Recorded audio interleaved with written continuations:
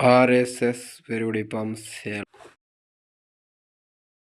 தமிழகத்தில் பரவலாக மழை பெய்து வருவதால் கோழிகள் வளர்ப்பது பெரிய சவாலாக இருக்கிறது. கோழிகளை நோயில்லாமல் வளர்ப்பதற்கு என்னென்ன செய்முறைகள் செய்ய வேண்டும்?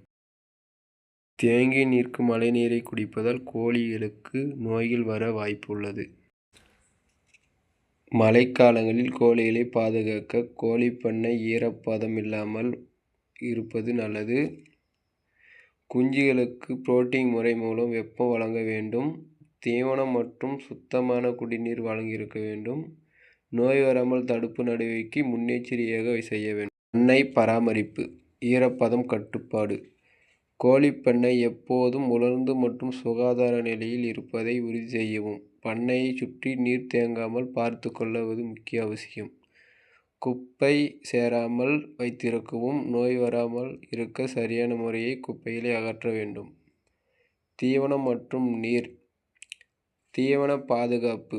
கோழிக்கான தீவனத்தை உலர்ந்து மற்றும் சுகாதார முறையில் சேமித்து வைக்கவும். தீவனம் ஈரமாக்கி போடுவதால் கோழிகளுக்கு நோய்கள் வர வாய்ப்புள்ளது. கோழிகளுக்கு தண்ணீர். கோழிகளுக்கு கொடுக்கும் தண்ணீரில் வழங்கும் மழைநீர் ஒட்டாது இருக்காமல் மாசுபடாமல் பார்த்து கொள்ள வேண்டும். நோய் தடுப்பு நடவடிக்கை. மழைக்காலங்களில் நோய் தாக்காமல் அதிகமாக இருக்க கால்நடை மற்றும் கோழிகளுக்கு நோய் வராமல் தடுப்பு நடவடிக்கை முன்னெச்சரிக்கையாக செய்திருக்க வேண்டும்.